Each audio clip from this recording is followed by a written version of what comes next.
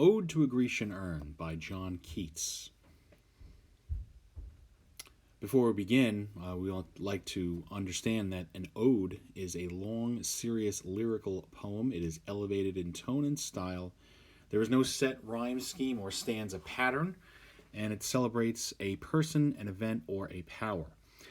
Last year, some of your classmates in the English 10A1 class, they composed a eulogy that was a speech of praise toward an inanimate object, and that is what apostrophe is. It makes direct address to an inanimate object, whether it be praise or not, but an ode would definitely offer praise. This is what's called a Horatian ode, and it is to the from the Roman poet Horace. It does have a regular stanza pattern and rhyme scheme. All right, so not all odes have that, but this is a Horatian ode. All right, and an urn is? An urn is a it's an object that holds something, right? Similar to a vase, right? Sometimes an urn will hold the ashes of a person. And this urn here, as you see down below, it says by John Keats. I would say is similar to what perhaps Keats was referring when he was writing this. All right, so we'll use that as the basis and allow you to view this as I read the poem. Thou still unravished bride of quietness, thou foster child of silence and slow time, sylvan historian, who canst thus express a flowery tale more sweetly than our rhyme. What leaf-fringed legend haunts about thy shape of deities or mortals, or of both in Tempe or the dales of Arcady? What men or gods are these? What maiden's love? What mad pursuit? What struggle to escape? What pipes and timbrels? What wild ecstasy? So he's asking the ode these questions.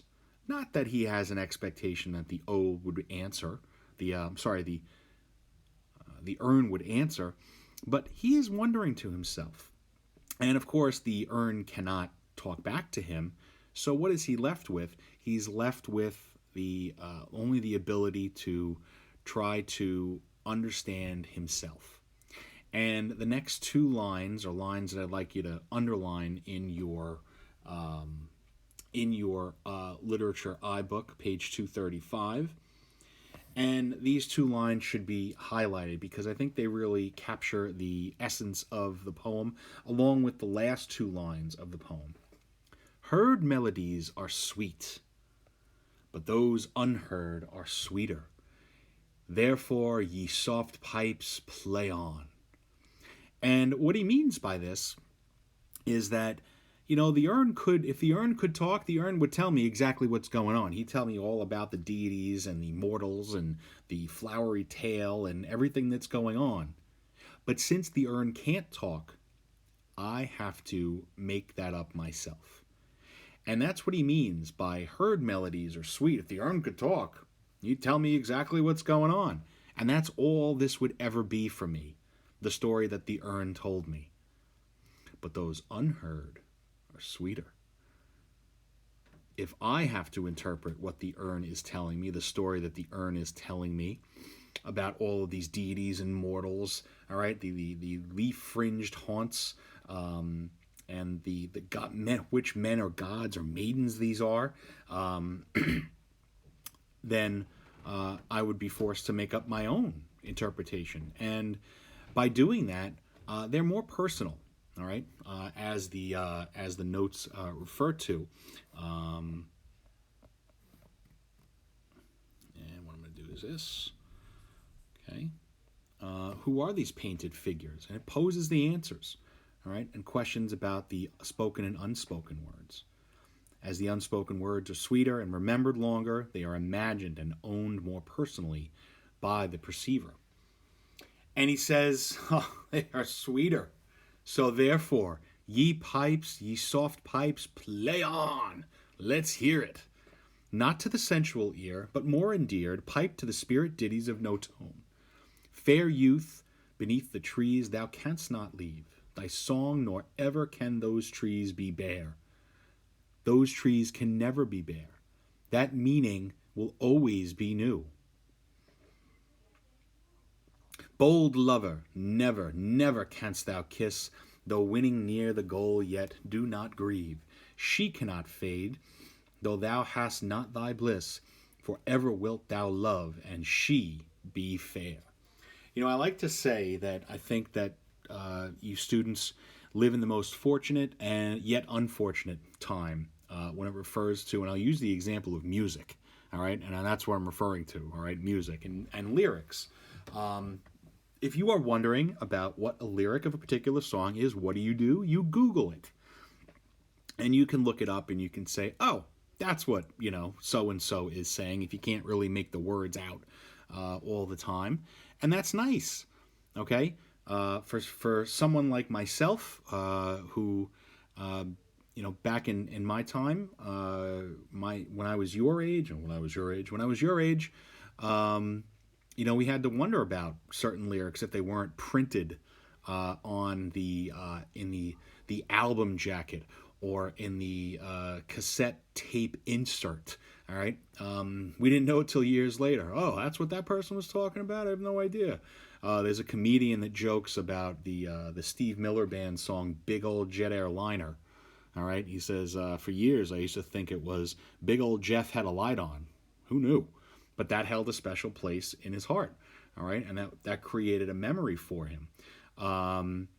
But even today too, which is also fortunate for you and sometimes unfortunate, is that there are also places that you can go on the internet to find out song meanings. I think that's also something that comes up when you search for a particular song.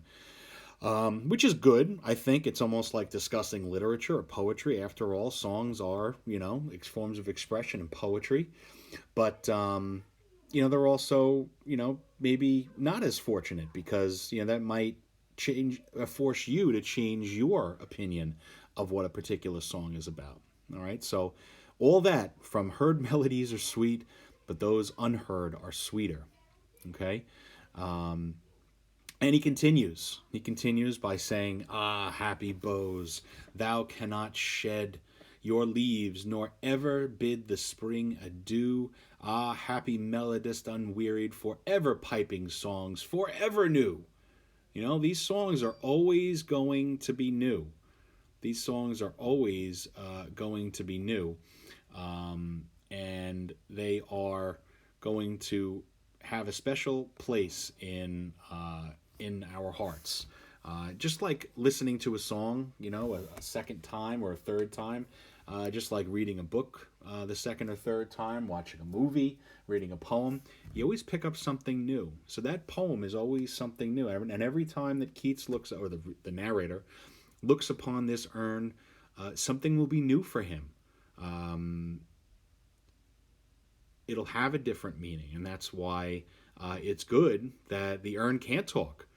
Because it might ruin that experience, that wonderful experience when you think about when something dawns on you and you say, this is about this, I figured it out. But for someone to tell you what it's about might ruin that for you. And he continues, more happy love, more happy, happy love, that feeling of discovery. Forever warm and still to be enjoyed, forever panting and forever young. All breathing human passion far above, that leaves a heart high sorrowful and cloyed, a burning forehead and a parching tongue. And he continues, he looks at the urn again and he wants to know more about some of the details, and he says, "Who are these coming to the sacrifice? To what green altar? O mysterious priest, leadest thou that heifer lowing at the skies?" And of course a heifer is a cow lowing at the skies, "and all her silken flanks with garland dressed. What little town by river or seashore, or mountain built with peaceful citadel, is emptied of this folk this pious morn. And little town, thy secrets for evermore will silent be, and not a soul to tell why thou art desolate can e'er return.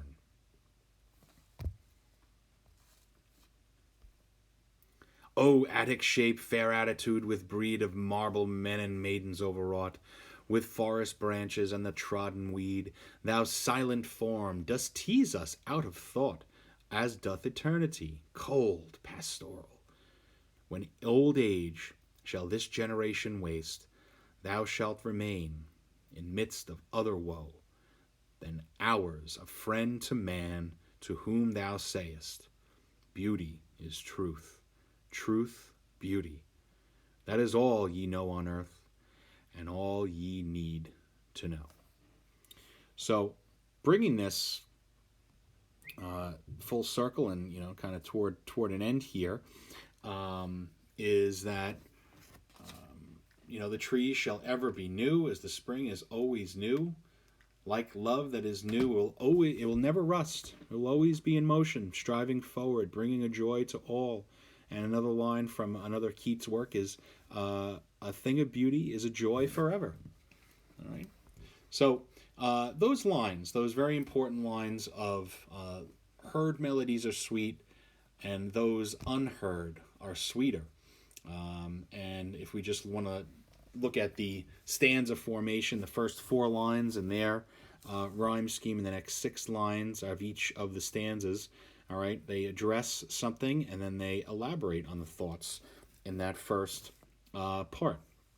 So that is the Keats poem, Ode to a Grecian Urn. I hope you enjoyed it. I hope it has a special meaning in your heart, and hopefully it will never be changed.